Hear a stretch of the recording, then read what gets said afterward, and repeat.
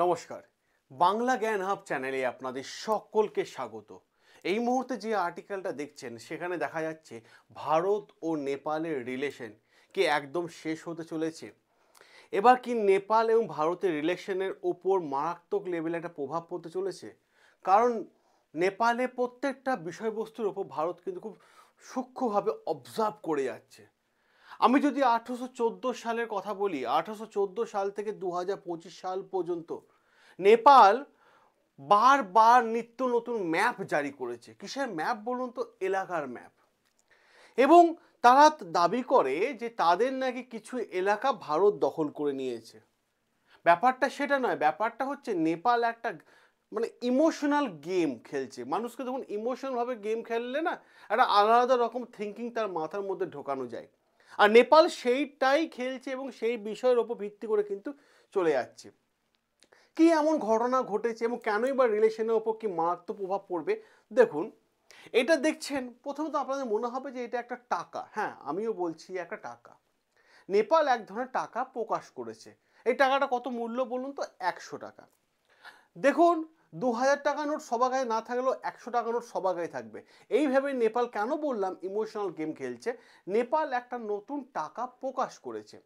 এবং দেখুন, সেটা Nepal claim 3 Indian territory as its own. Nepal demand করছে যে ভারতের 3টে এলাকা নাকি ওদের, এরকম ডিমান্ড করছে। এবং তার জন্য নাকি সে একটা ম্যাপ প্রকাশ করেছে। নেপাল চাইছে এই মুহূর্তে 100 টাকার নোটটা, যে ম্যাপটা আছে, সেটা নেপালের প্রত্যেকটা মানুষের কাছে পৌঁছাক। তাহলে ভাবুন তো, যদি নেপালে প্রত্যেকটা মানুষের কাছে পৌঁছায়, তাদের মনে, নেপালিদের মনে কোন লেভেলের ভাবনা আসবে। হ্যাঁ, নেপাল তো এইটাই করতে চাইছে, মানুষের সাথে ইমোশনাল গেম খেলতে চাইছে। নেপালের লোক তো এটাই ভাববে যে ভারতের জায়গা, নেপালের জায়গা ভারত দখল করে বসে আছে।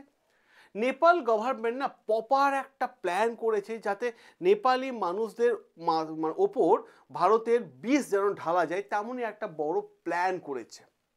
আর সেই প্ল্যানটাই কিন্তু আমরা আজকে আপনাদের প্রপার বিষয়ে আলোচনা করব। তার আগে আমি প্রত্যেকে বলবো, প্লিজ চ্যানেলটাকে সবাই সাবস্ক্রাইব করেন। দারুণ গুরুত্বপূর্ণ ইম্পর্টেন্ট জিনিস আজকে আপনারা জানতে চলেছেন। আচ্ছা, এই যে টাকার বিষয়টা, তাহলে নেপাল এত বড় একটা সিদ্ধান্ত নিয়ে নিল, একা একাই নিয়ে নিল? নেপালে আশেপাশে কি কেউ আছে? আছে, চীন। এবার কেন চীনের কথা বললাম, প্রপার বিষয়টা আমরা আলোচনা করব এবং দেখব। এই যে 100 টাকার নোটটা ছাপা হয়েছে না, এই ছাপাতে প্রিন্টিং করতে সাহায্য করেছে চীন। এবং শুনলে অবাক হয়ে যাবেন আপনারা যে এই 100 টাকার নোটটা ছাপা কোথা হয়েছে জানেন? ছাপা হয়েছে চীনের মধ্যে আবার। তাহলে ভাবুন, তাহলে চীনকে এই জিনিস দেওয়া হয়েছে, চীন ছাপিয়ে দিয়েছে। এবং ভারতের বাইরে বেশ কিছু দেশ, যেগুলো ভারতের এলাকা, সেই এলাকাগুলোকে ওরা ডিমান্ড করছে যে এটা আমাদের এলাকা। ভাবুন একবার। আমি আপনাদের সবার প্রথমে আমি একটা ম্যাপ দেখাই। এই যে দেখতে পাচ্ছেন ভারতের ম্যাপ, আর এই যে দেখতে পাচ্ছেন না নেপাল, নেপাল দেখতে পাচ্ছেন, এইটুকু হচ্ছে নেপালের এলাকা। ওকে, নেপাল দাবি করছে যে এইটুকু এলাকার মধ্যে নয়, আমরা এই এলাকার মধ্যেও কিন্তু দখলদারি করব এবং এই এলাকাটা আমার। এই এলাকা বলতে কোন জায়গা বোঝাচ্ছে নেপাল? উত্তরাখণ্ড, পাহাড়ি এলাকা, এটা আমাদের চাই। এটা নিয়ে বারবার তারা দাবি করছে এবং বহুবার তারা ডিমান্ড করছে, যার জন্য নেপাল এখন কি করছে? ম্যাপ দেখাচ্ছে যে উত্তরাখণ্ডে, নেপাল চাইছে যে উত্তরাখণ্ডে তাদেরকে দিয়ে দেওয়া হোক। এবং যদি দেখেন আপনারা, এই যে ছবিটা দেখতে পাচ্ছেন 100 টাকার নোট, 100 টাকার নোটটা আমি আরেকটু জুম করে আপনাদের দেখাই। দেখুন, এইটা হচ্ছে নেপালে 100 টাকার নতুন নোট প্রকাশ হয়েছে। একদিকে দেখতে পাচ্ছেন মাউন্ট এভারেস্টের ছবি, ক্লিয়ার। অপরদিকে দেখতে পাচ্ছেন এখানে অশোক স্তম্ভ, এটা জুমের জন্য অনেকটা বোঝা যাচ্ছে না, অশোক স্তম্ভ। এবার প্রশ্ন হচ্ছে, তাহলে মাউন্ট এভারেস্টের ছবি দেখাচ্ছে, অশোক স্তম্ভ দেখাচ্ছে, কিন্তু ম্যাপটা কোথায় দেখাচ্ছে? যে বিষয়টা নিয়ে আলোচনা আমি দেখাচ্ছি। এই যে দেখুন, নেপাল কি করছে, এই যে ম্যাপ এরাও জারি করে দিয়েছে। যদিও নেপালে ম্যাপ এখানেই শেষ, কিন্তু এই যে এক্সট্রা এলাকা, এই এক্সট্রা এলাকাটাকে কি করেছে নেপাল? সম্পূর্ণরূপে দাবি করছে এবং বলতে চাইছে যে এই এলাকাটা নাকি ওদের, এমনটাই দাবি করেছে। এবং 2020 সালে নেপাল গভর্নমেন্ট পার্লামেন্টে দাঁড়িয়ে অফিসিয়ালভাবে ঘোষণা করেছিল যে আমরা এমনই একটা নোট কিন্তু আনবো, যেটা আমরা নিজেদের এলাকার ম্যাপ সমস্ত নেপালি মানুষদের কাছে দেখাবো। কিন্তু আশ্চর্যের বিষয় কি বলুন তো, আশ্চর্যের বিষয় হচ্ছে এই যে নেপালে যে মানে নোটটা ছাপা হয়েছে বা প্রিন্ট করা হয়েছে না, এখানে কিন্তু নেপালের বর্তমান যে গভর্নর আছে তার সিগনেচার নেই। কার সিগনেচার আছে এখানে? যে আগে যে গভর্নমেন্ট ছিল, কেপি ওলি শর্মার সময় যে গভর্নর ছিল, সেই গভর্নরের সিগনেচার রয়েছে মহাপ্রসাদ, ওনারই কিন্তু সিগনেচার রয়েছে। বর্তমান গভর্নমেন্টে বা গভর্নরে কোনো সিগনেচার নেই। এই থেকে প্রমাণিত হয়ে যায় যে নেপাল কিন্তু আগে থেকে অনেক আগে প্ল্যান করেছিল, যখনই বলেছিল 2020 সালে তারা পার্লামেন্টে দাঁড়িয়ে যে আমরা নতুন নোট প্রকাশ করে প্রত্যেকটা নেপালি মানুষকে দেখাবো যে আমাদের জায়গা দখল করেছে। সেই কাজটা কিন্তু আগে থেকে নেপাল কিন্তু করে রেখে দিয়েছে, আর এইটা কিন্তু এতদিনের সামনে আসছে। এবার প্রশ্ন হচ্ছে এইটাই, এই নোট কে ছাপিয়েছে? ছাপার কন্ট্রাক্ট কে নিয়েছে? চীন। ঠিক আছে, এবার প্রশ্ন হচ্ছে এই নোটটা কত পরিমাণে ছাপানো হয়েছে জানেন? 100, 200, 500, 1000, 1 লাখ, 2 লাখ নয়, টোটাল 300 মিলিয়ন নোট ছাপানো হয়েছে 100 টাকার এই নতুন নোট, 300 মিলিয়ন। ওকে, এবং সাথে সাথে এই ছাপানোর জন্য নেপাল সরকার কত টাকা দিয়েছে চীনকে জানেন? সে তথ্য বাইরে আসছে। 8.9 মিলিয়ন ডলার টাকা খরচা করেছে নেপাল গভর্নমেন্ট, আর ছাপিয়েছে কত? 300 মিলিয়ন। ভাবুন কতটা সংখ্যক নেপাল ছাপিয়ে গেছে।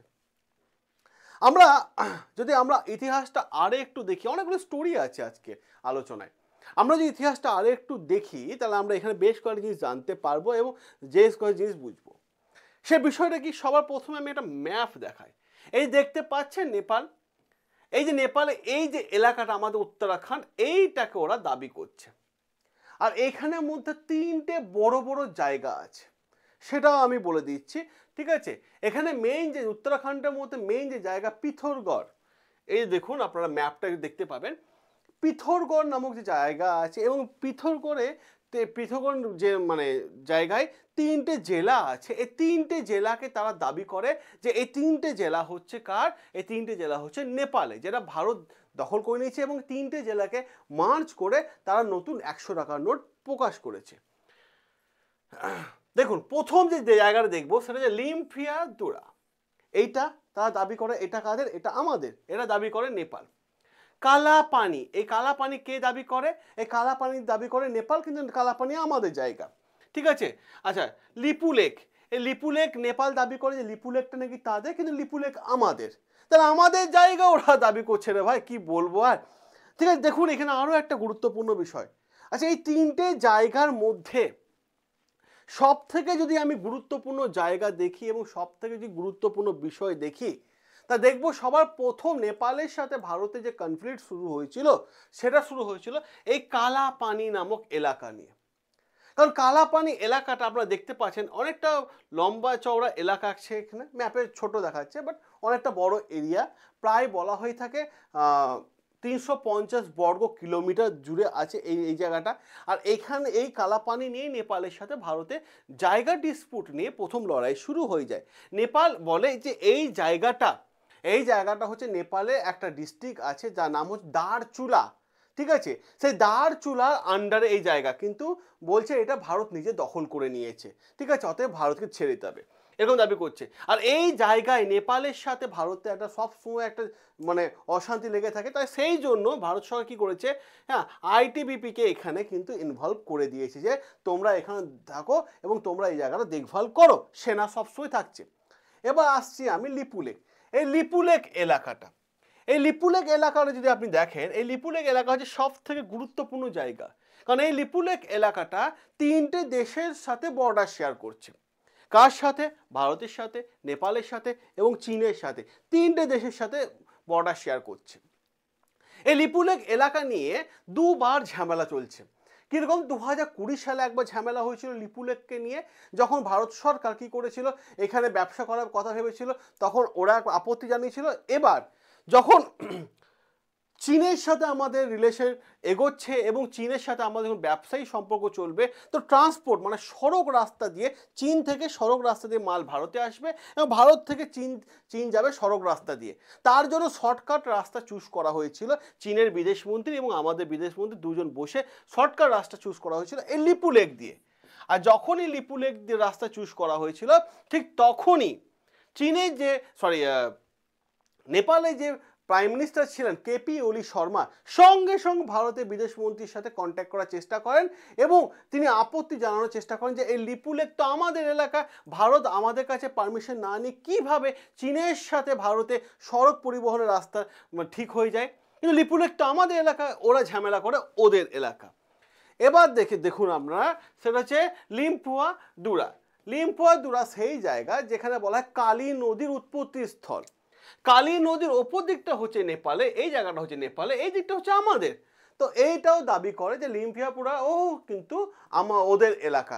এইভাবে নেপাল কিন্তু তিনটে জায়গা, ভারতে তিনটে জায়গাকে তারা দাবি করে এবং নতুন যে কারেন্সি ছাপিয়েছে 100 টাকার নোট 300 মিলিয়ন প্রিন্ট করেছে, সেখানেও কিন্তু দেখিয়েছে যে এই তিনটে এলাকা নাকি ওদের। আচ্ছা বেশ, এবার আমি আসি আপনাদের সামনে একটা ম্যাপের মাধ্যমে, একটা ছবির মাধ্যমে। এই ছবিটা দেখুন তো, চিনতে পারেন কিনা এই ছবিটা? আচ্ছা বেশ, ছবিটা আনতে ভুলে গেছি।